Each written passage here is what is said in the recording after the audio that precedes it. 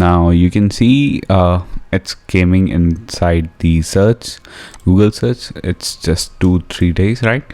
Now today we are going to do the next step, which is doing the SEO of this post.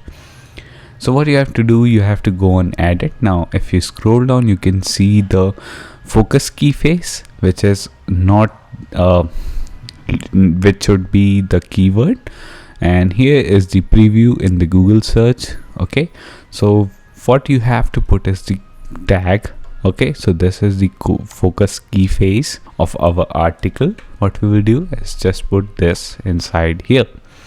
Okay, and now what you have to do is you have to edit the snippet, and now you can see this is the title and separator with the site title, right? And here you should provide a meta description. If you don't provide a meta description, it will be just taken automatically. But yeah, if I want this line to get meta description, so I will just paste it here, and this should be appear inside the Google, right? And now the next thing is you can also edit the text top thing, right? And you can add more key face. Suppose the one more key face is Apple chipset, right? And this is how you can add more key face.